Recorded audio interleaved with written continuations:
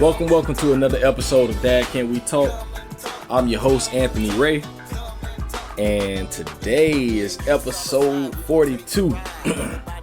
And today is a special day, another special day, because we are starting our partnership with 6 O'Clock Studios, where we are located right now, man. So shout out to my man T. Whitey. Man, you look out for me. I appreciate you, bro. I appreciate everything you're doing for me, looking out for me, man. So definitely much love. If y'all need some studio time, if y'all want to do a photo shoot, if you're an artist and you need an interview, a podcast interview, man, holla at my man at 6 O'Clock Studios, straight up and down like 6 o'clock. Holla at my man T. Whitey on Facebook at 6 O'Clock Stu. And holla at him, man, if you need that work. But today, I'm sitting here with my man Andre Felder. We gonna get it in today, man. You know, y'all know what we do at Dad Can We Talk. We talk all things fatherhood. And today, I'm just excited to talk with this man right here, man. We've known each other since, we would go back to Metcalf days, right?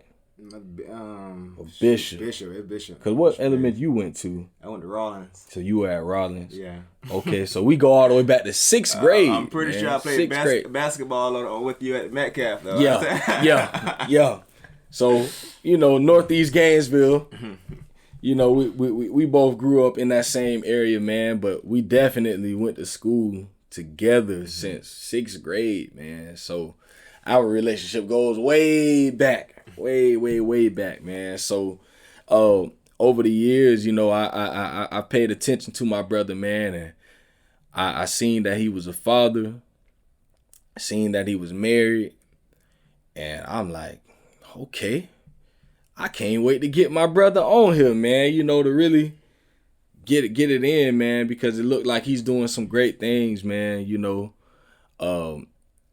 He definitely ain't Andre that I knew from middle school, you know, high school, man. So, yeah, I'm excited to really get his perspective, to hear his experience on fatherhood, man. So, we gonna get it in. So, the way I like to start out every interview, man, my first question I always ask is, what was your relationship like with your dad? That can be a little complicated of a question. Yeah. But I got I call him a sperm donor. Yeah. Sperm donor, biological father. Him and my mom split when I was like 9 months. And I haven't really had a relationship with him. It's kind of awkward every time I go around him. But like right after that, my mom stepped in with my stepfather. Okay. And he's been with me since I was 9 months. Yeah. And so I view him, when I say pops or dad, that's automatically who I think of. And I had a great relationship with him. He was always, ever since I can remember, he was always there when I needed him. He wasn't the mushy, gushy type of father figure. He was more of the provider type, and I'm going to instill some fear in you. Okay. Instill some fear, so you know I can keep you on line. He kept us in line by instilling fear in us, if that makes sense. But nonetheless, he was real cool. He taught us about a lot of life lessons. I still keep in contact with him to this day. It's been whenever I need to really talk about something, I can always call him. I know he's gonna pick up the phone, or at least he's gonna call me back. But it's been gravy, man. I couldn't ask for a more powerful or a better father figure from my perspective. Yeah. And I mean, even for sperm donor, he was, when I needed a scooter in the 9th grade, he sent me $300 to get that. So I mean, I'll talk to him maybe once every 5 years or something like that. But I appreciate that scooter. Yeah. So as you've grown older, has he ever just come around, and have y'all ever really had that talk as you've gotten older? We tried. It seems like every time I try to bring it up, he's open to the idea, but it's such an awkward situation, man. It's such an awkward situation. He's like, yeah, one of these days we're gonna have that talk, son. Yeah. I was like, okay, I look forward to it, Pops. Yeah. Man, 7 years later, nothing. 10 years later, nothing come creeping across. But he throw little things here and there, give me little hints here and there about how to have a good relationship with your significant other. I should say that. But other than that, I mean, we just try to avoid that awkward conversation, even though we shouldn't. We really shouldn't, because I know he would spill the beans on everything he know.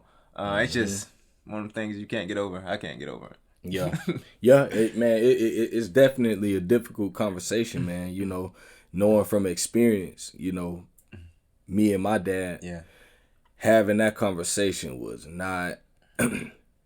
It wasn't, you know, a nice conversation. You know, we kind of went in, and I would say more than anything, I went in, and you know, and it came. I think I could have done it better, because after me and him had that conversation in the midst of an argument that wasn't necessarily an argument between me and him, but I was dealing with him on something that he had going on with my brother and my sister. And I just took it as an opportunity to like go in. And I just kind of let him know how I feel, you know, and how my brother and my sisters feel also. Right. And he kind of felt some type of way about it, said what he had to say. And I'm just like, man, whatever. Like, I really don't care, bro. You know, and he felt how he felt. And I said some things, and I felt like I hurt his feelings. You know, I do. I would say that's one thing I think I regret. I was a little hard, you know, but I think it was something he needed at the time. Right. Because like when I tell you I went in, I ain't hold back no punches, bro. Yeah. I went in, man. Yeah.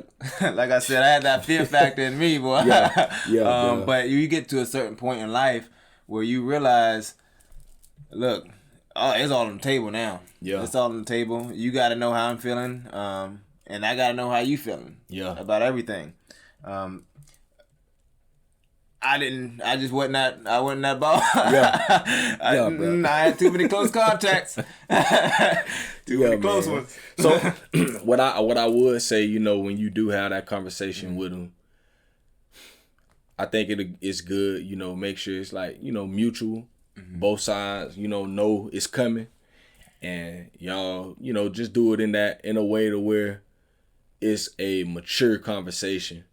You know, don't hold anything back. But like I said, if I regret anything about it, I just regret the way that I went about it. Right. Because like, you know, I said a lot of things that I didn't necessarily mean, but I will say this. I think it pierced him to his heart to hear those things, you know, and to hear that raw emotion come out. And he called me maybe 2 weeks later after that, and he apologized. And ever since then, bro, literally, bro, that was maybe September 2019. Ever since then, bro, we been good, bro. Like, for real. Like, we built a great relationship. Like, we talk almost every other day now, you know. That's great, man. So, but it came from that one conversation where I spazzed on that man, bro. Like, he was just some person in the streets. Yeah, I almost feel like you kind of broke the ice there. You know what I'm saying? The ice that has been there for a long time. Yeah. And you kind of just broke through it. And that's awesome, man. That's awesome. I don't feel like there's necessarily that ice factor with me. I mean, I'm sure there's some things that we definitely could chat about, but I don't know. I'm not so certain that it would have that significant of an impact. Yeah. Because like I said, we have such an when I say my dad, I'm talking about my stepfather. Yeah. And we have such a great relationship that I don't really see it getting much better. I mean, I guess we can talk more frequently, but everybody got busy lives, man. The only person I really talk to on a daily basis is my wife. Yeah. Yeah. Hey, man. Shout out to the wives out there, man. Shout out to wifey. Oh, shout out to 6 O'Clock Studios, too, man. Yeah. I gotta say, this is quite the nice studio. I was amazed when I walked in here. Yeah. It's real sweet, man. Got lights going everywhere. Yeah. Got the real good vibe, studio vibe going on. Got these comfy chairs here. Yeah. Yeah. Shout out to you. Appreciate that. Yes, 6 O'Clock Studios, man. T. Whitey, boy. You real. That's a real dude right there, man. So, what was your first reaction when you found out that you was about to become a father?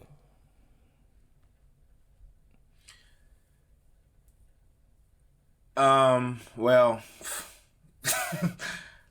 I'm gonna be straight with you now. Yeah. I'm gonna be straight. A lot of people don't know this. Yeah. When I first found out, I was a freshman. I met my wife as a freshman in college. Yeah. I mean, it was literally summer B. Yeah. And I met my wife, and one thing led to another. Yeah. And I don't know. I mean, like, it was like 3 months later, man. She's like, I'm pregnant. Yeah. I'm a freshman in college, man. I got So my you whole about life. 18, I 19. barely. I mean, I know she's the one. Yeah. Right now she's my girlfriend. I know she's the one, but I don't. I mean, do I know it 100%? Yeah. I'm scared. All right. I'm terrified. So I didn't know what to do. We both overreacted. We both regret the decision, but at that time we had an abortion. Yeah. I remember talking to her, man. We were just sitting down. I mean, we were just crying, man. Yeah. We were just crying because we know that our actions led to this bad decision. Okay. That's never something that one wants to admit. But we regret it to this day. So we decided, okay, we won't do that again. Ever. We never, ever going to do that again. We was young, dumb, living life on the flywheel, man. We just doing things. But as I got older, I got into graduate school, we kind of had a consensual talk that, okay, this is probably, we're both young. I think we were 21, 22 at the time. And we was like, okay, I think it's time. It's okay to probably start. You can't get started too late in life was our thing. And we're never ever going to be ready to have a baby. Okay. So we're going to force the issue. Never. Because at this point, she's my fiance. Yeah. She was my fiance at this point. We had the marriage, the wedding scheduled, and we decided that we're gonna try. We're gonna try, man. About 1 month later. Yeah. I was excited because I was in graduate school, and she texted me a picture of the pregnancy stick. Yeah. And I got up in class, bro. And I was happy. I was like, bro, check this out. I was happy at the same time. Yeah. Because I just knew how such a grave mistake that we made earlier. Yeah. I just kind of want redemption. Yeah. You know what I'm saying? Okay, we could have made it, man. We didn't have to do that. But now I'm like, okay, now that I'm about to really be a father. So it was exciting to me. At the same time, I was nervous. Like, uh-oh. I was like, you get into a car for the first time. Like, oh, nice, I got a car, but okay, I'm in here now. Yeah. Where my keys at? Okay. Uh-oh, how you turn it on? Okay. How you roll down the windows? How you put this thing in park? How you put this thing in reverse? Okay, give me a manual. Oh crap, man, there ain't no manual to this thing. There ain't no manual to it. So I'm real analytical with things. I like to do a lot of research with stuff. And so that's when I was like, there's no manual to it. And it was nerve-wracking for me because I didn't have any direction. Mm-hmm. So me and my wife had a talk, and we're just gonna get through it. We're going one day at a time. That's all we can do. Mm-hmm. And it's been gravy ever since that. It's been great. I mean, I ain't gonna say all gravy, but it's been exciting. It has been an adventure. very much so an adventure. But the first one was planned. The first one was planned. I was not okay. Let me say that the first child was planned. The second pregnancy was planned. Okay. Yeah. Mm-hmm. And how old is your oldest now? She's 8 now. 8. So you've been in the game for 8 years. 8 years, man. She's quite the child. I love her to death, man. Yeah. I love her. That's the easiest thing about parenthood. Yeah. Loving your children. Yeah. Gonna love them. Yeah. It don't matter how mad them jokers make you, or you gonna love them. And interesting thing about that is, I always look at, our relationship with our children, and I always say it helped me understand the love of God, because it's like, as much as my kids mess up, as much as my kids do wrong, as much, bro, I can tell them the same. I tell them the same thing over and over and over and over and over, bro. It's like never ending, bro. Mm-hmm. Right. The same stuff, and they just don't do it. Yeah. And I feel like they know they don't do it. Like they know, like, dang, Daddy just said this. Mm-hmm. I'm still gonna do it. That's it. Like, for real, bro. Like, and I just be like, what are y'all, like, bro, we just had this talk. And as mad as they can get me, now sometimes, I put them in the bed, and I'm just mad. Boom, I go to sleep. Bro, that next morning, these kids wake up, and they come right back to me. Like nothing didn't even happen the previous night. Isn't that crazy? And then I'm just like, dang, them my babies. Yeah. Like, and it's like, and then I can forget it, like, right. Oh yeah, I mean, these my kids. Right. And it's like, man, how much if we're as men can do that? Think about God, bro. I think about that frequently, man. Bro. I think about that dichotomy right there, and like frequently. You say it helps us understand the love of God. The love of God. It's, you don't really. I thought I had an idea of how much God loves us, but I didn't. I mean, to all those people who don't, is not a father yet, or not a parent yet. It changes your perception on life. Your perspective on life just changes. Everything that you cared about or once cared about, it just gets altered a little bit in a more honing way toward your children. And I feel whenever I get into a jam, or especially with my spiritual life, I'm like, man, how does God want me to react in this situation, or how does God want me to treat someone?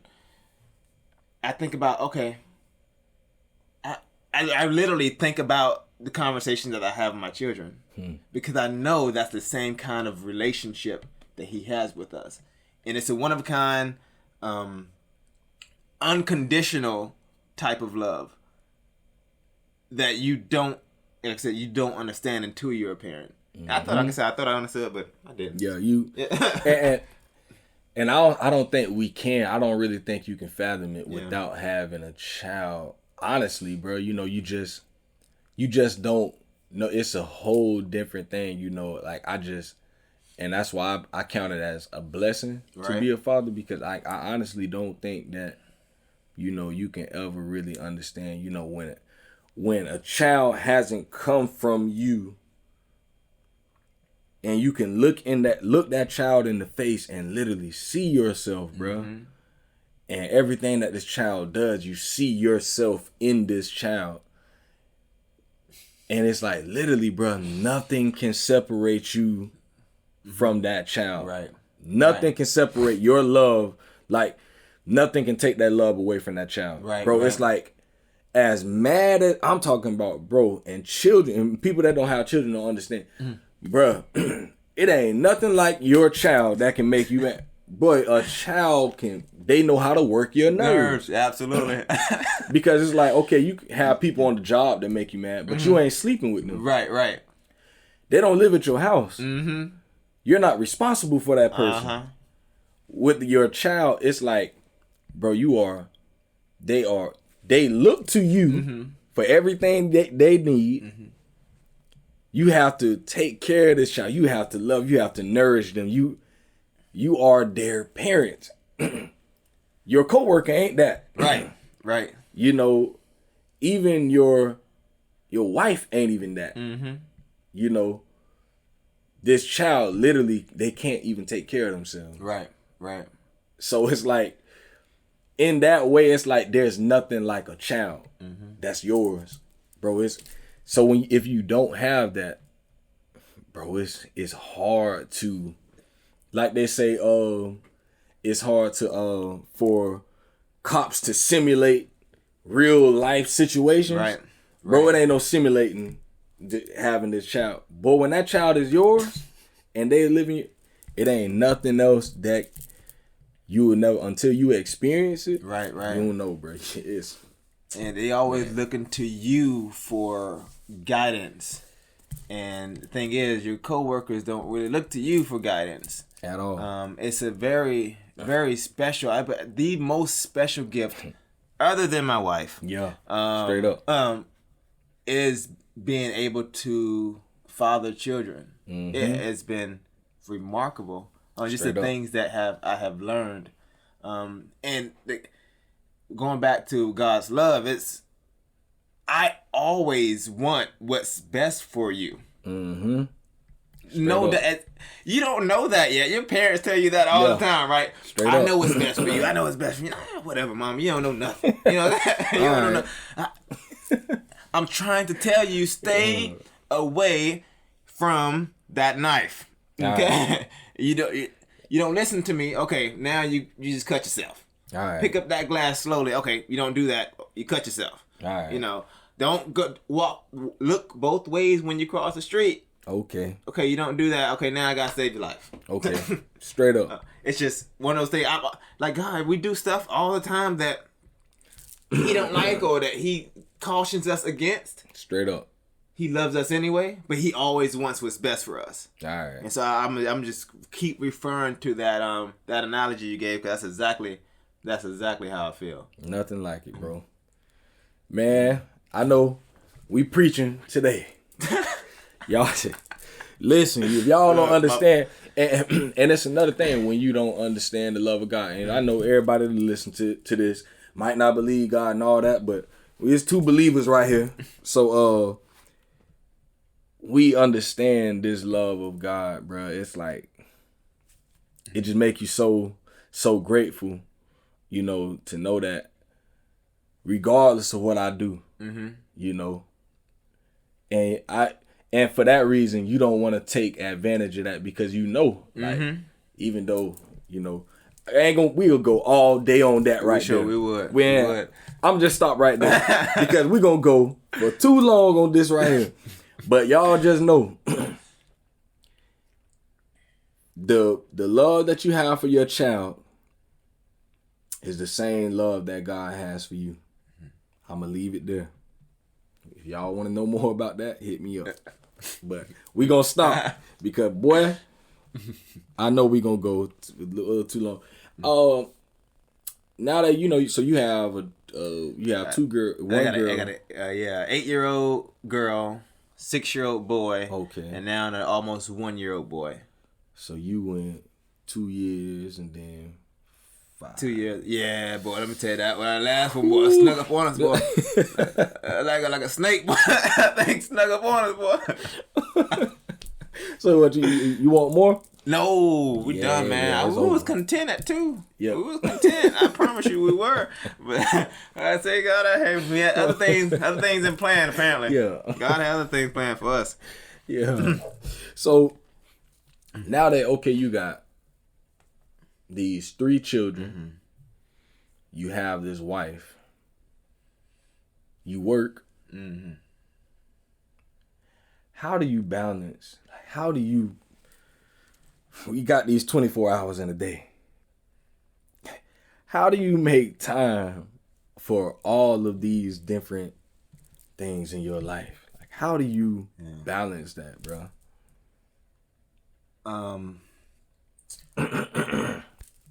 They say that necessity is the father of invention. I believe that's how it goes.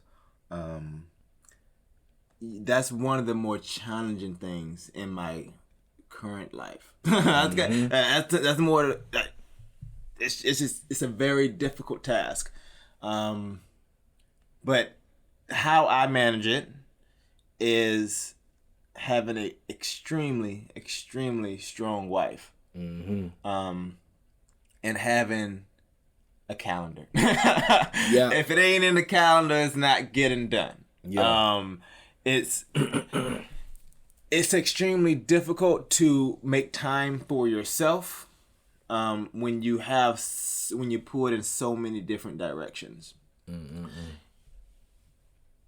It's a beautiful thing to be busy, as long as you're being productive. Is what I usually say.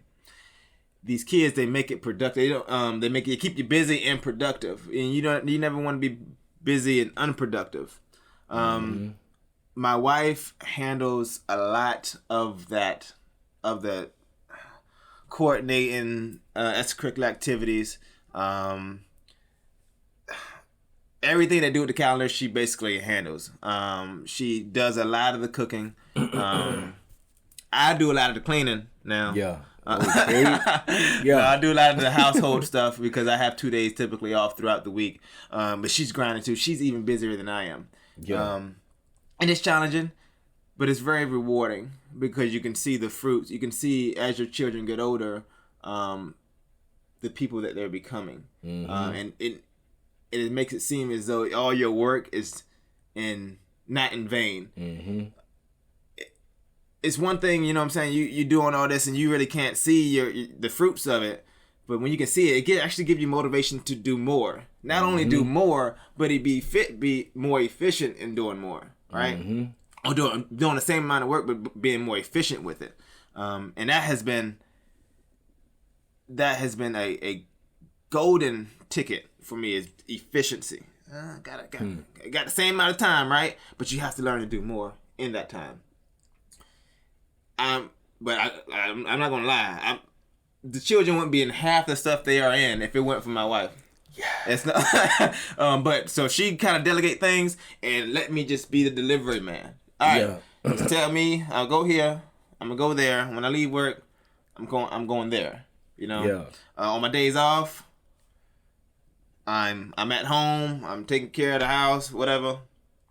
I'm taking care to karate or cheerleading or what have you, or Girl Scouts, all this other stuff, every other, and then you got this crying baby in the background, and it's a lot going on.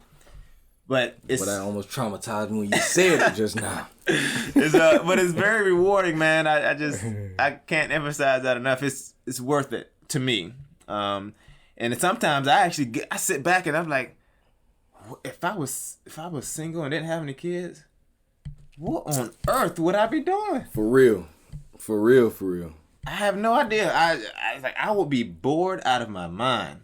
Trying to call friends and figure out what you're doing today. Everybody working these days, man. So I don't know. That's it. That's how I'm giving kudos to my wife for that question, man. Yeah. Real talk.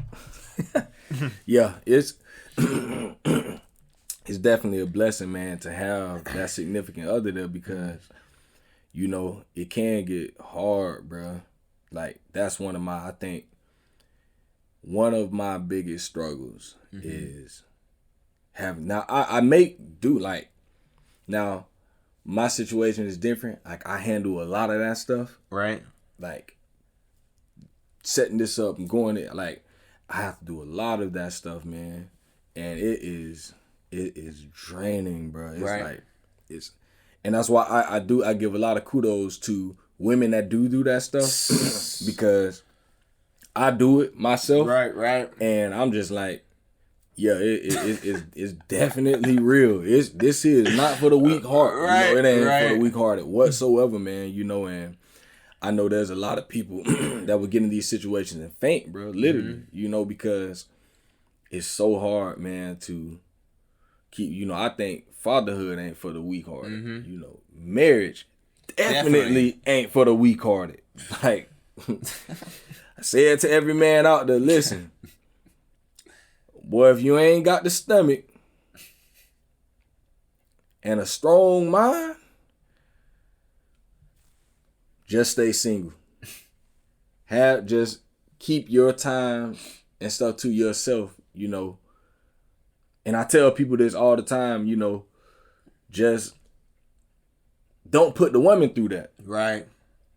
If you know you ain't ready for that, don't put that woman through that, man. You know, and if you ain't got kids yet, keep them kids where they at. You know, because you don't want to put those kids through that. Right. You know, if you ain't ready for this type of stuff, man, it's real. Man, this boy, you talking about balancing this time? Because you gotta think, like, and you like me with 3 kids. Bro, you have to literally make time. I know it's something that I intentionally do. I try to have time with every one of my children individually. I want to make time just to spend with my son. Right. I have a son and 2 girls. I want to make time to just spend with my oldest daughter. And I want to make time for my youngest daughter, where it's just me and her. And I also, imperative, if you married up to listen, make time for your wife. If you do not, you will probably be divorced after a while.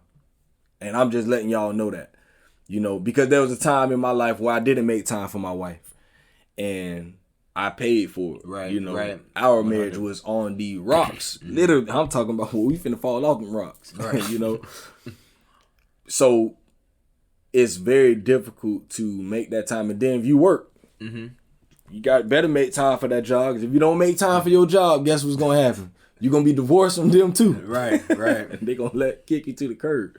You know, and then you got other things, extracurricular activities. You got to make time for yourself, and that's I say that's my biggest problem. I never really make time for myself. Right. You know, and a lot of people always tell me, you know, bro, you got to really make time for yourself. Right. And that's something that I've started doing, you know. And I wanted to ask you that. How do you make time for yourself? You know, because over the years, I found myself just being so inactive, like physically, you know, like I was always playing basketball, you know, hooping, just going out doing this and that. But over the years, man, I just found myself, like last year, bro, I played basketball one time, bro. Yeah. And it ain't hit me until one day. I'm like, dog, when was the last time I actually played? Yeah. And I was thinking like, dang, bro, I ain't played basketball in a whole year. Right. It's easy to neglect yourself, man. It's real easy when you got so much going on and you have so much to provide for. You can, I'll be all right. You know what I'm saying? I'll be all right. My wake up call was when I went to the doctor and they told me my A1C was going up. That means basically your sugar levels, like you're getting close to being a diabetic. And I was like, hold up now. I know I picked up a couple pounds. Yeah. You know, I picked or whatever. But I was like, oh, something gotta change. If I don't take care of my health, the whole rodeo stops. You know what I'm saying? Everything stops. So I just, like I said, it's important for me. I have like 2 days off typically throughout the week. That's how I'm able to get my time in. That's when I actually picked up running 2 years ago, and that's what I do on my days off. I just run. And that has been, it's been extremely calming for me. As you know, as far as like relaxation wise, I can sit back as I'm running, listen to podcasts, can we talk as I'm running or something like that, and go to doctors, everything. I mean, I lost the weight back and my numbers are back to normal. But I think that was a reality check for me. Be like, okay, Andre, don't get so preoccupied with life when you're neglecting your own personal life.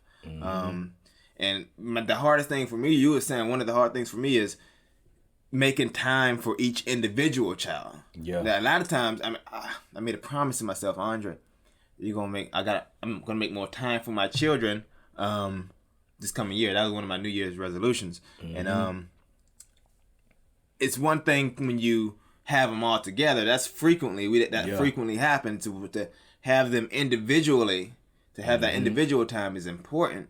But that's something that I lack in because they are pretty much always together. Yeah, it's but hard. Fortunately, my son has karate. He does that by himself. Yeah. My daughter has cheerleading. She does that by himself. And little Lennox, sometimes, the baby, he don't really care right now. Baby. He don't really care right now. But so I try to capture those moments. I try to be uninterrupted in those moments so I can pay attention to them and engage with them during that time.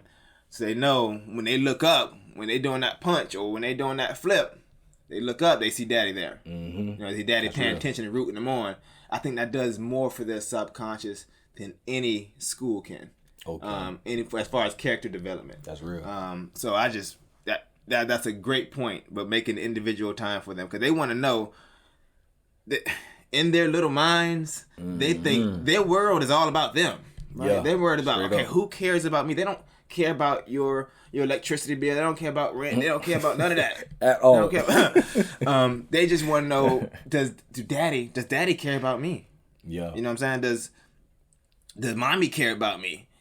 And the way that you can show them that is having uninterrupted time with them or showing them that you care about the things that they care about. Because a lot of times you can't get them. You won't get children to a lot of times to care about things you care about. From my experience, it doesn't happen. So you have to care about things they care about. Let me tell you, Lord have mercy. If I hear about this Roblox one more time, Roblox, Among Us. It's 2 little video games that they play now, but that's like my son really enjoys it. So I have to engage into that aspect of his life because if you notice, like you start talking to him about cars or you start talking to him about something that he don't care about, he's going to tune out. He's going to start spacing out. Yeah. But you get into him with some Roblox he going to engage. He's going to engage. Like, oh, daddy's talking to me. Oh, I'm going to talk back. He can actually, you're communicating with him now. So that's been a huge tip I've learned as a father to care about what they care about. That's real. You know, same thing with my daughter. I think it's going to be pretty much the case for all children, from my perspective. That's real. That's real. Man, I was playing, I got my son a Nintendo 64 and I bought him a little wrestling game. Man, I went in his room last week and played that game with him. This man was in heaven. Yeah. He was just so into it, and I'm just like looking at him the whole time while we playing. He was just, get him, daddy. Oh, I'm gonna get. I'm just like, this man is into this thing. He just now every day he's like, daddy, you want to play WWE? Yeah. I'm like, I mean, if I get a little time, let me get my work done. Right. Then I'll come play with you for 10 minutes. Right. You know, he enjoy it. If you instill, and this is, memories are created not from actions, but actions and emotions. That's real. So if they are actively engaged with you and they are creating an emotional bond with you, doing something they love to do, that's just something they're going to remember. That's real. Growing up. You think about all your childhood memories growing up. Typically, it has a lot of strong emotion or some activity real, and strong emotion with it, especially the powerful memories that you have. So when they look back, I'm like, oh, I remember, man, when my dad used to play WWE with me, playing Nintendo 64. We had a good time. But you real. You can spend all this money going to Disney World and Lego World and all this stuff, but if you are not engaging into what they want to do, even at the park, it probably won't be a good memory for them. And this is why we're in this thing, basically, to give our children good memories and and to have them be good characters, basically, to have good characteristics. And I found that to be like the epitome of what I want to do as a father. That's real. That's real, man. Y'all fathers out there listening, man, listen. Spend time with your children. Create those bonds. Create that time with them because time is limited. It's a precious commodity. And you ain't getting it back once it's gone. That's it. So That's just it. I gotta say that to y'all, man. Money come and go, but that time I'm gonna keep on. Okay. Keep on ticking. Can't get Yes, that sir. back. Have you ever experienced the negative stereotypes of black fathers? Have you ever felt that or noticed it? I was like more of a black man, but rather black father. The only thing I can think of in regards to that, like off the spot, is like going to the grocery store, right? And you have your 3 children with you. Yeah. People looking at you kind of strange. Yeah. Because they're not used to seeing it. They're not used to seeing it. And I found that people will engage. Like people will, like especially like the older ladies or whatever. They Okay, like, you they so cute. You talking. Keep in mind, they people that would never talk to you. Okay. If you didn't have your children with you, but they see a black father. All of a sudden, I am less intimidating, right? All of a sudden, I care about society because I care about my children. And it just the extra eyeballs that I get from like walking the store with my 3 children is, I mean, probably the only thing I can really think of that I've experienced as a black father. That's right. Because I just don't think it's common. I mean, think about the last time you saw a father alone, not with his wife, go into the store with his children. It's just doesn't look. It's just not very common. So that's real. That's real, and it's so funny that you say that because that's the stuff.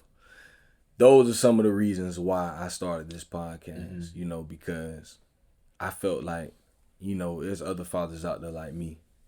You know, because I would get those same looks, and you know, I get the whole, you know, we get the, oh, you know, so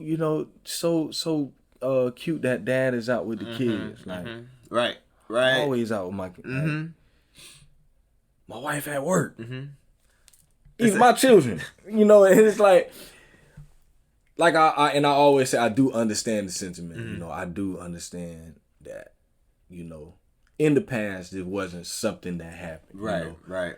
I do understand that, and I do understand, you know, that there are a lot of fathers that aren't handling their business like they should. I do understand. I promise I understand it. But then my thing always be, this is what I'm supposed to do. This is what I'm supposed to do.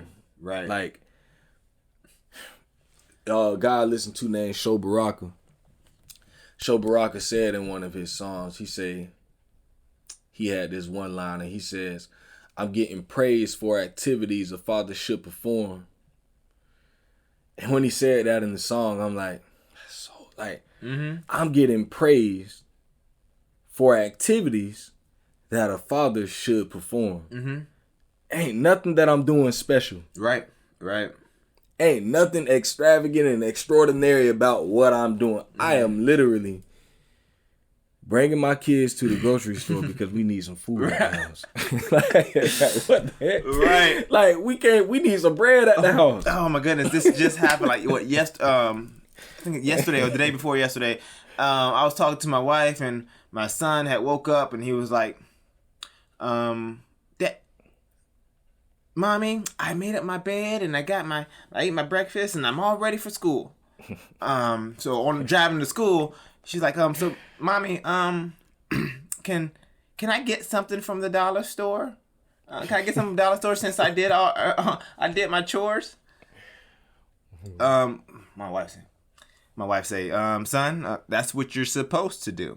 I'm not gonna reward you every time you do something that you're supposed to do. Right. Now, the minute that you start expecting something for something you're supposed to do, that's the minute you don't get anything. Straight up. But yeah, so it just reminded me of that. Just wanting, or not necessarily wanting something, but getting stuff for something that you're supposed to do. It's a culture thing that we have to change, and the only way we can change it is by doing it more. That's real. You know what I'm saying? Man, and the next part, now I'm gonna have to paraphrase it. The next part of that verse in that song, he said, "Get a praise." Activities a father should perform. Then he says something like, thank you, but is there grace for me? Is there grace for me when I'm broken and feeling shameful? And he's speaking in terms of just being a dad. Like, yeah, okay, yeah, I get praise for all of these things that I should be doing when I do that. But is there grace for me? When I'm tired, you know, and I'm broken and beaten down, you know, when I'm worn down by life, you know, when I'm not doing everything right, you know, when I'm struggling with this thing called life, when I'm struggling with fatherhood, when I'm struggling as a husband, you know, is there grace for me in those times? Because I'm trying, definitely trying every day. So when I fall short, is there grace for me? And a lot of times there isn't for fathers. You know, because I know there's so many men out here that, you know, we try so hard. You know, and this is something that I deal with personally.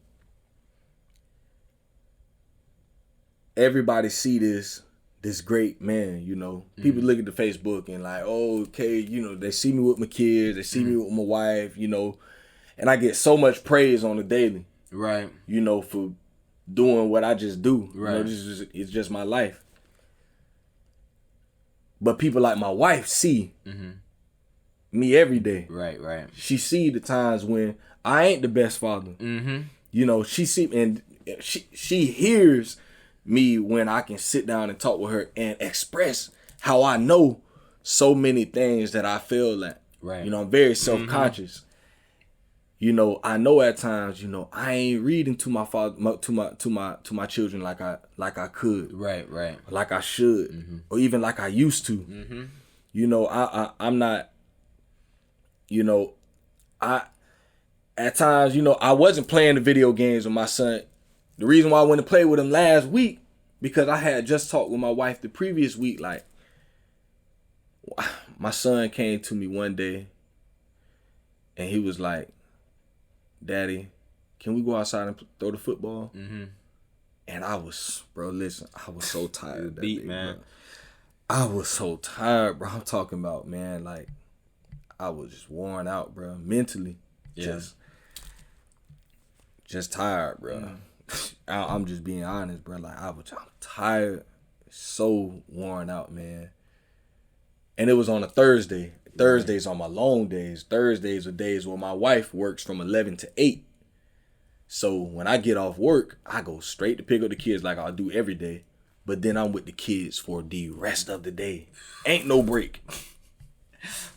Daddy, can I get this? Daddy, can I get this? Man, bro. And it was just when he said that day, and I just told her, I was like, man, Daddy tired. Right. And he was like, we don't never throw the football no more. And I felt so bad in that moment. Oh my goodness, bro. Yes, sir. Felt so bad. And I went out there and I threw the football with him for a little while. And that took away from I'm like, bro, I just want to lay down right now. I want y'all to just go in the room, just let Daddy get a piece of mind for a quick second. Like, I'm on the edge right now. See, and that's why that phrase that you just said about that artist is powerful. Right, because you said, do we get grace? And a lot of times, like I said, we don't, because that's what it is expected of us, right? When the people see a black father, that's what you're gonna be in that room playing video games, or you're gonna be in that room ignoring your children, right? That's not allowed, right? Because for a good father, because that's what they expect from you. Right, you can't just have a time to yourself where all of a sudden now he's just another black father not doing nothing with his children. All right. You know what I'm saying? So it's just it's a weird situation that we're in. We got to be 100 all the time. All the time. But it's good that sometimes you don't have to care about public perception, right? Yeah, that's real. Real, bro. It's about what them kids. It's about what them kids think and what my wife think. All right. And other than that, the rest is for the birds, you ask me. That's real. And what's so important about that, and I give my wife so much credit for this, she never beat me down about that stuff. I beat myself down about it. And then my wife, she always just like, it is, you know, it's all good. Like, you know, I mean, do what you can, you know. Right. And as much as you can make the time. That's you know, it. Like, but we all got stuff we can work on. That's it. And it just always brings me back. That's wonderful, man. I was talking about this the other day. We get this for some, I'm gonna say good fathers, fathers out there. We get this guilt trip when we don't entertain our children. Right? We're not at least for me. Yeah. When I'm not able to throw my kids around the trampoline or throw them in the pool or you know, do anything with them, I feel guilty inside. Like, I'm supposed to be there to entertain them. You know what I'm saying? That they look for daddy for entertainment. You know, at least a source of entertainment. Then I had to think, man. I was like, the fathers are not. It should not be synonymous with entertainment. I'm not here to entertain you, right? As a father, I'm here to instill values in you to make sure you are the best citizen and the best person that you can be, especially in God's eyes. But sometimes I get that confused. Granted, you want to spend time with you want to engage. That's good. But at the end of the day, I'm not here solely to just entertain you. You know what I'm saying? So I can't. I shouldn't feel guilty. That's real. Because I can't play football, or because I can't throw the football around. Because I need time for myself too. Exactly. You know what I'm saying? I'm here for more than just to throw the football around. You know what I'm saying? I gotta take care of myself in order to do that. They gotta go to work. You know what I'm saying? I gotta make sure we got a roof over our heads. That's real. But I don't. It's curious to me why we have that sense of, especially daddy. Can you come outside and play? And we gotta feel all bad about it. We shouldn't do that. I don't think we should. Real. But granted, when you have time, you should definitely do it. Yeah, I truly believe that. But that's here or there. I'm gonna keep rambling about that. Yeah, and so, man, that's when I tell you it's a struggle for me, man. Like that guilt trip is so real. You know, I feel guilty when and I talk to so many people. You know, sometimes I ain't even necessarily talking about that. I was on a podcast called Surviving. It ain't come out yet, so y'all be looking forward to that, man. There's these women out in Miami. It's like some mothers. They got like a motherhood podcast, and I guess they seen me on Instagram, and they were like, they wanted to invite some fathers on to talk some fatherhood or whatever. Right, so, right. As we were talking on the podcast, they I was telling them my daily routine, and then one of the women was like, "When do you come in?" I was like, "I don't really." No. And they were like, "That's not good." Yeah. I was like, "That's not good," and they was like, "As women, we don't get guilty." Right. It was like they don't, man, they don't. But listen, they was like, when we need time, we gonna get our time. Right. And we ain't feeling guilty. We got to be in that bathroom. We got to go lay in that bed and be on our phone, whatever. Go entertain yourself. Exactly. And they was like, so we think that she was like, it was good, to hear this from a dad, because from a mother's perspective, we don't really think about the dad perspective, you know? And I was just kind of telling them, I do feel guilty at times for taking a break. Just saying, man, I'm not here. Right. And a lot of times it's just hard, I'm dealing with this podcast. I got school. Right. That's never ending. Right. For right now. Working, and I work in the warehouse. Yeah, so I'm physically demanding. Bro. Then I got my graphic design stuff that I do. So if something like that come up, then that's something that I got to put on top of the load. Then ministry. People come to me with ministry questions. Just got to be a servant. Right. And stuff like that. All of that stuff into one, man. It's a lot, tiring, bro. It is, man. And I have for the last few weeks been getting a little better. That's good, man. With just saying, you know what, I'm gonna make this time for myself, Yes, and I ain't apologizing for it, you know, like, and it's been feeling good to know, just like, man, I just telling my wife, hey man, listen, babe, I'm about to go to this basketball game tonight. Kids staying home. Cause in times past, you know, even when I go to the basketball game, I got all the kids with me. Yeah. Cause I'm like, dang. And a lot of times I would do that because I want to give my wife a break too. So I still do that stuff, but there's times when I know I done gave her breaks throughout the week. Man, listen, babe, it's Friday. I'm gonna be at the game tonight, so I'll see y'all in a little bit. Right. And just practicing on, I ain't feeling bad about it. She gonna be all right, you know. And Right. come home, my wife is all right. She in the bed chilling. The kids sleep. They good. I had my time to myself, and now I can come home. I'm ready to love my wife. Exactly. Man, I want to go there, bro. I want to go to marriage. Oh, okay. Yeah, I want to go to marriage, bro. Favorite part right there. Hey, how has marriage been, man? Talk about the dynamic of marriage, you know, and how. Talk about it from your perspective, man. Yeah. How has marriage been to you? Dude, I mean, I have such an awesome wife, man. Yeah. I think I cannot like overestimate. I can't oversay it, you know. I have a awesome wife. We have been married now for going on 10 years. 10-year anniversary this year. And it has been great, man.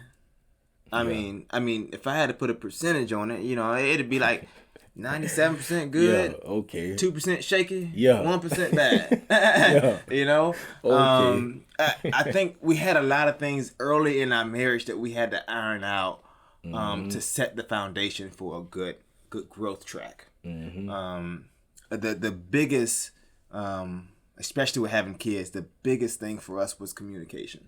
It was, and that's.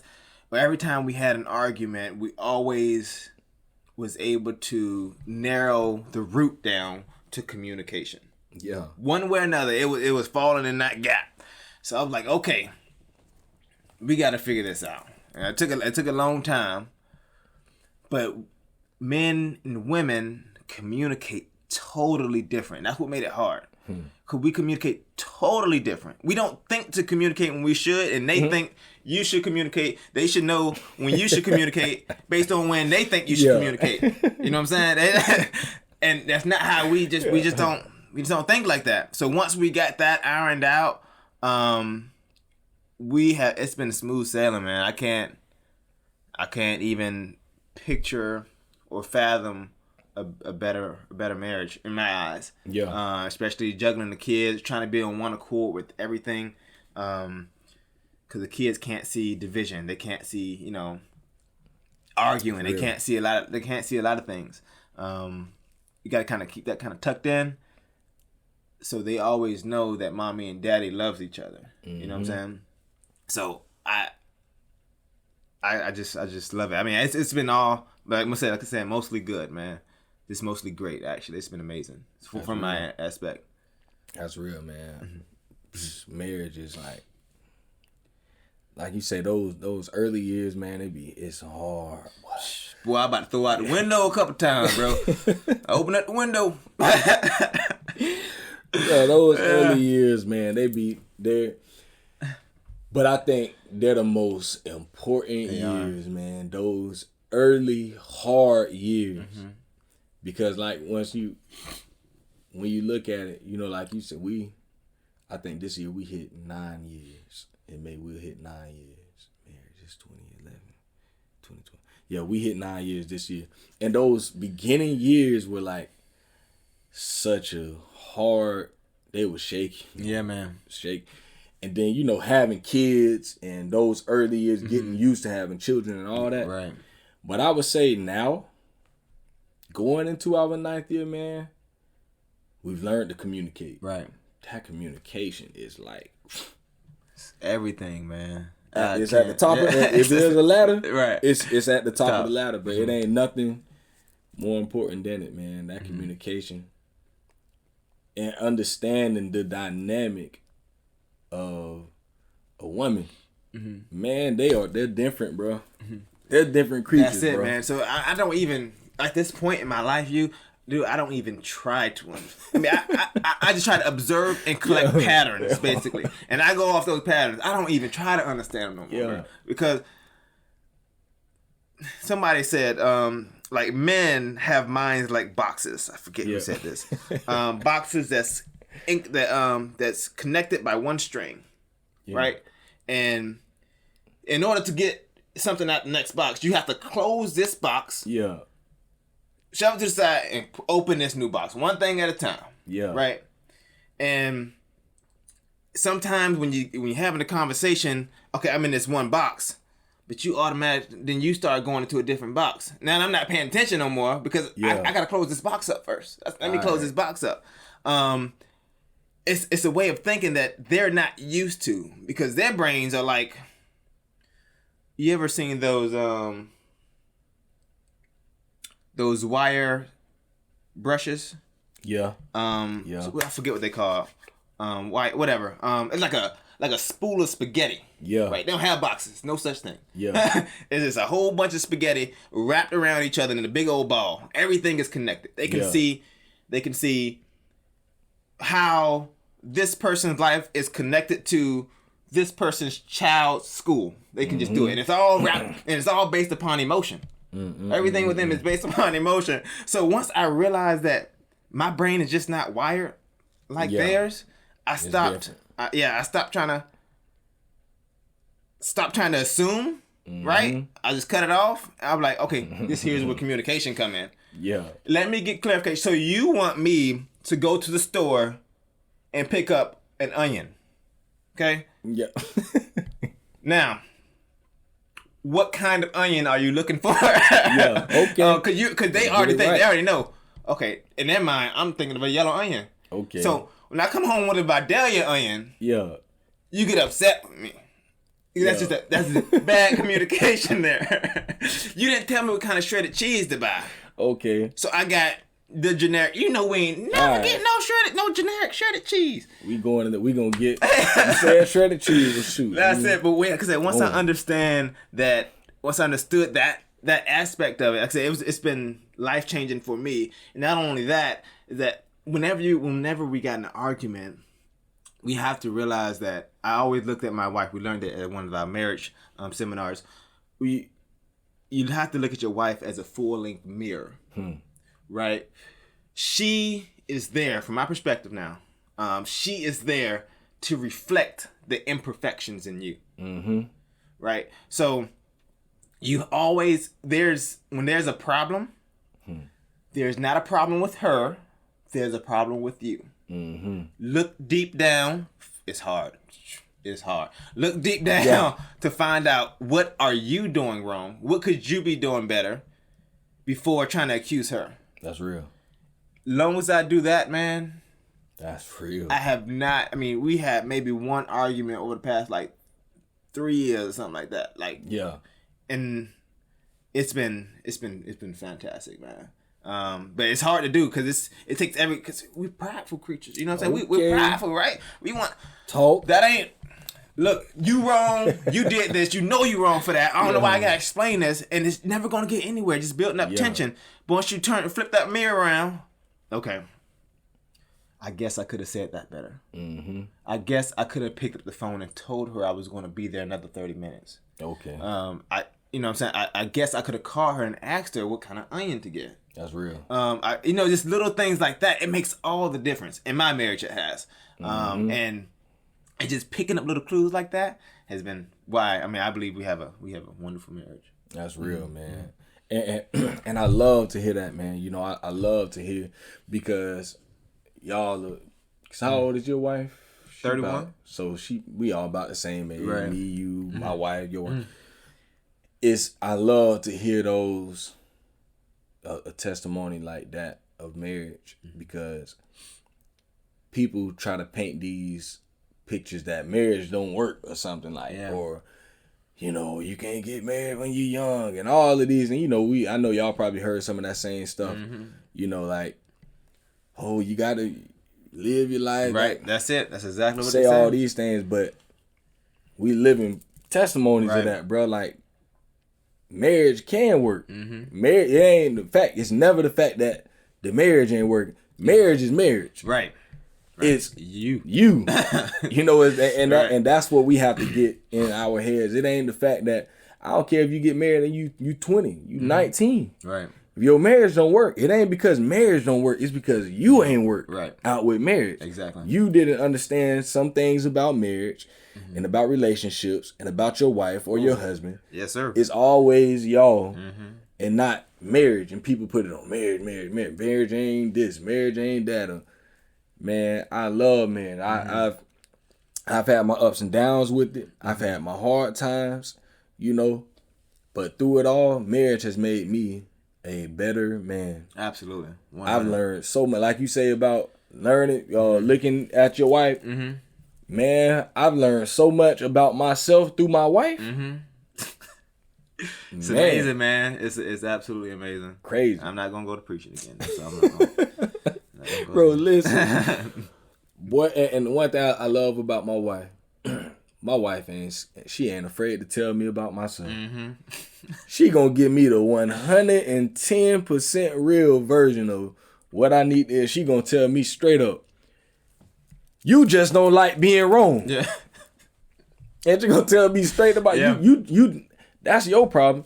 You just don't like being wrong.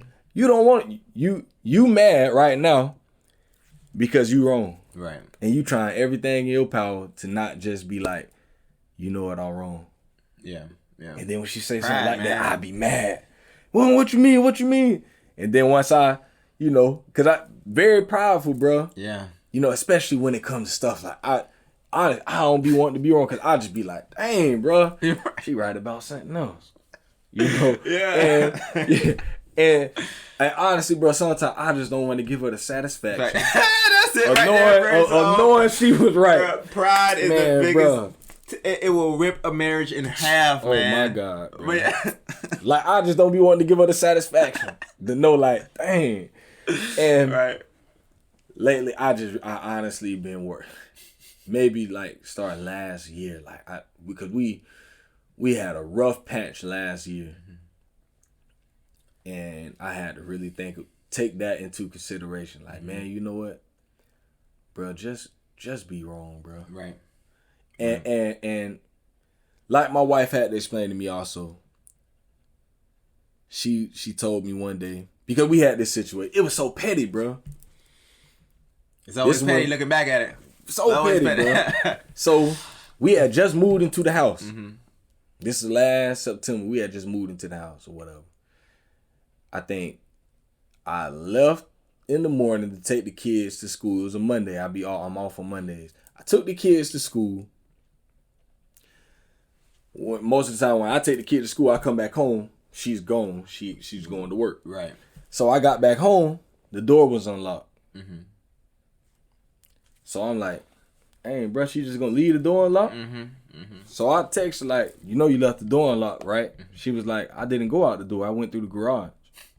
I'm like, so, okay, I understand that. But why didn't you look at least check and see if the door was unlocked? Yeah. She was like, oh, okay, yeah, I could have did that, but you left the door unlocked because you went out that door. Right. And I'm like, but I know that you was home. Yeah. She was like,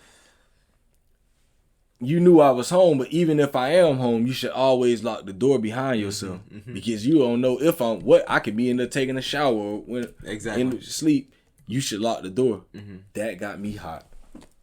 I ain't even gonna front. That thing got me hot. I was like, so I'm kind of like, man, what you mean? Like, you should be anytime you leave the house. You should always look and check and see if the door's unlocked. She was like, and I told you I understand that. Right. But you still, we ain't talking about that. I told you that, okay, I took responsibility for that. Right. I'm telling you that you left the door unlocked. Right. And you just still haven't acknowledged that.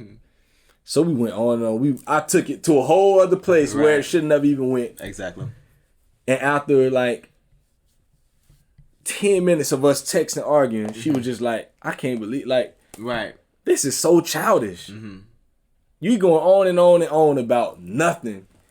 Yeah, man. And I was just like, I just had to sit back and look and be like, bro, all I could have just been said is, you know what, you right, babe. Next time I lock the door.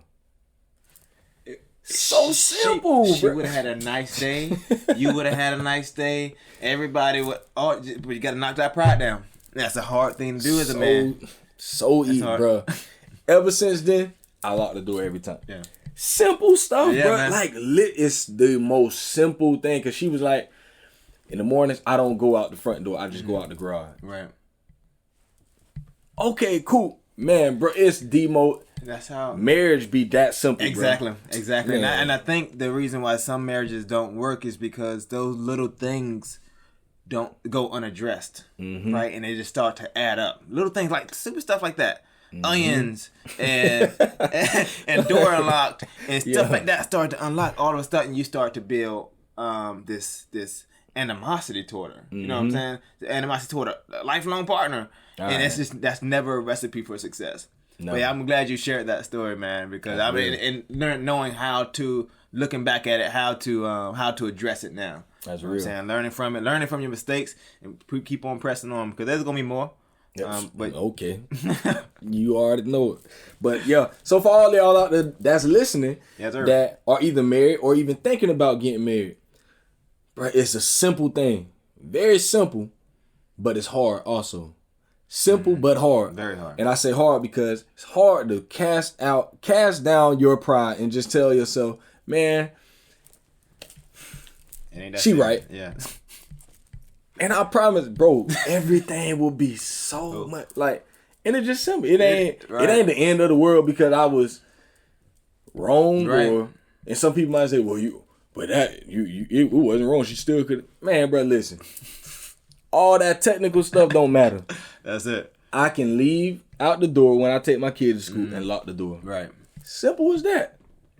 I love Problem it. solved. Love so, it. yeah. Great example, man. Problem solved, man.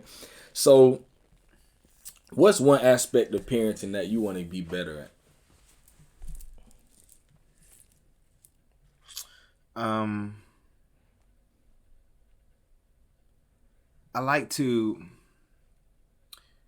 I want to, growing up,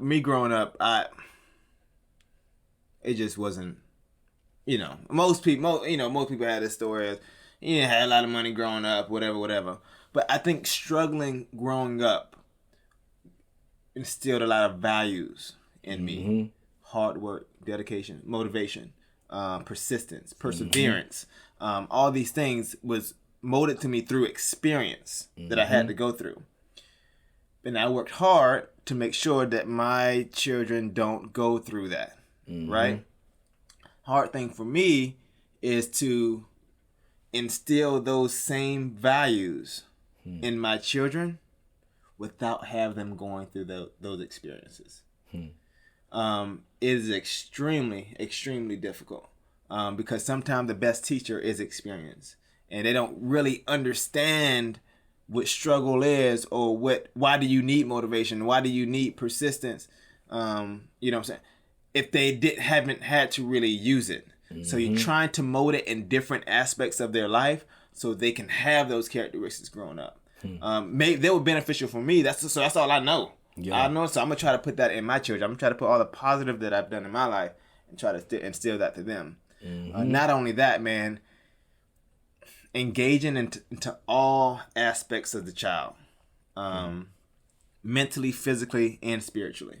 Trying to engage into them is something that I tack into each one of those as a father is something that I really need to hone in on and be better at. Be better at. So that's something I'm working on, man. It's just it's a challenge, though. It's a challenge. That's real. Hey, man, we all got something to work on, man. And I think it's just important to realize those things and, day by day. Like, it's an everyday thing. Every day we're working toward that. But it's hard to work towards something that you don't know that you're working toward. Like, when you ain't got nothing, like, goals. You got to have a goal. You got to be conscious about it and intentional about it. Like, this thing right here, I want to spend more time with my kids. Boom. Okay, that's a goal. Now, put that into action and start structuring a schedule out for yourself, carving time, because I do say, I say this right here. At times, we'll say stuff like, I didn't have time to do certain things. I don't think it's not the fact that we didn't have time. That's we it, didn't bro. make time That's for it. it. Exactly. And so that be my focus. Like, instead of trying to find time, because when you trying to find it, you ain't gonna never find it. That's it. That thing gonna remain hidden. But That's when you it. say, you know what, I'm gonna make time, you can make it. If you intentional about it, you can carve that into, okay, I'm gonna make time for this. I ain't finding it. If I can have this, boy, I couldn't find it. I looked for it. You know, we'll say that. Right. But yeah, so everybody got something they can work on, man. You know, so y'all, I pray that all my brothers out there listening, you know, find that something that you can work on and work toward it, because we all can be better, you know. But if we don't recognize that we can be better, we'll never try to be better. That's it. That's it. So, boom, few more questions, man. What do you want your kids to remember about you?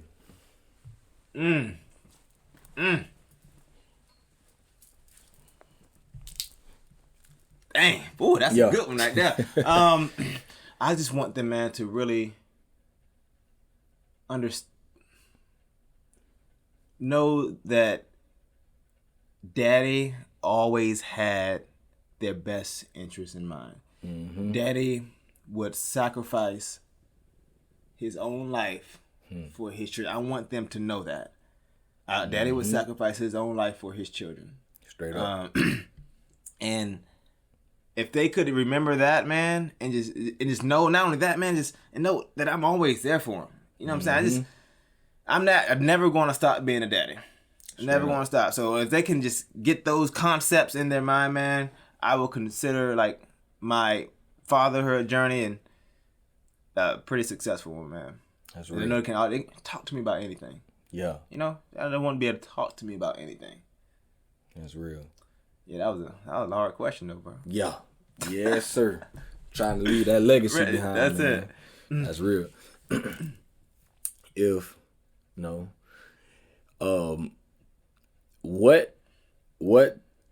What's your favorite TV dad, and which TV dad are you most like? Explain TV dad. What you talking about? You know, Family Matters. Oh my goodness, I got you. You know, I got all you. your daddies on TV. Carl Winslow. Ooh, man.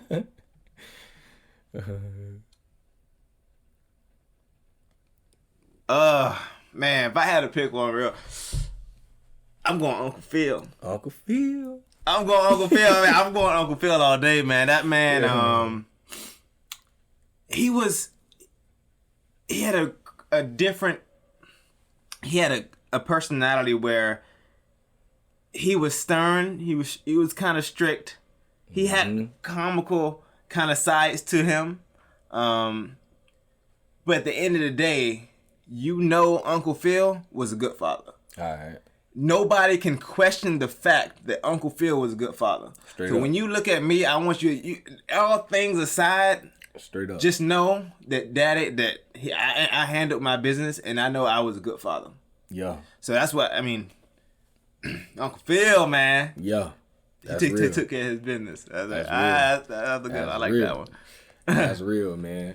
If you could give the 18-year-old version of Andre one piece of advice, what would you say to that young man?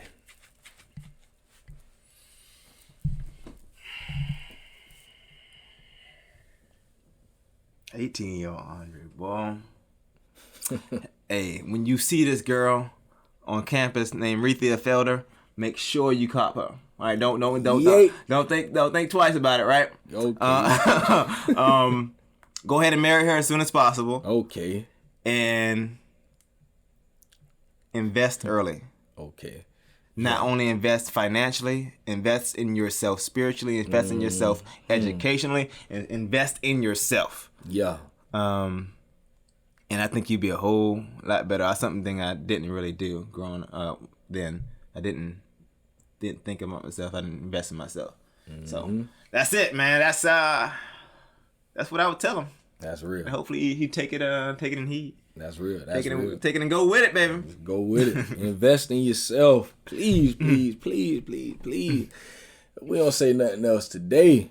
Please, dads, or anybody else out there listening, invest in yourself, please. You know, because for those of us that are parents, your children will appreciate that once they get older. And you will also appreciate that as you get older. All right. And those around you will appreciate that as you get older. Everyone will benefit from you investing in yourself. Because if you don't invest in yourself, you will never be who you could be. Because we all can be something great. But if you're not investing in yourself, you're going to be just who you are right now. Forever. That's it. And it's probably something less if you don't begin to invest in yourself, because you eventually start to move backwards. And that's what we don't want, man. So invest in yourself. Also, you know, standing still is the same as moving backwards. Okay, straight up, man. The only way, you got to keep on investing. The more birthdays you have, the more you should keep on investing. That's real. That's so real, man. So, one more question, man. For any, if there's any dad out there listening right now, man, what's one thing you would say to them? What's one thing you want to say to the dads out there?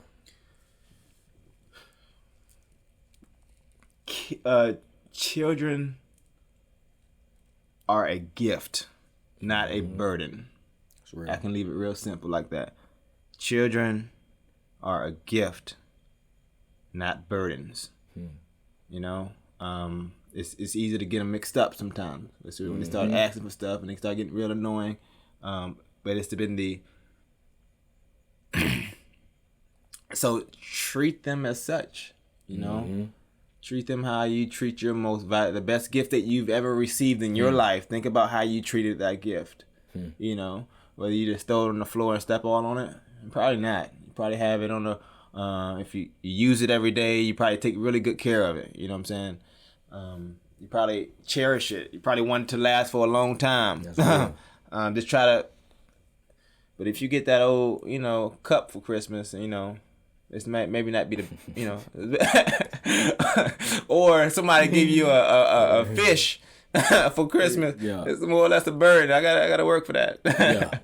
You may not treat that one. May not let that one die. Straight up. But yeah, I think that's a go. I can give you so many tips like that, but I think that'd be the one for father. I think that's misconstrued sometimes.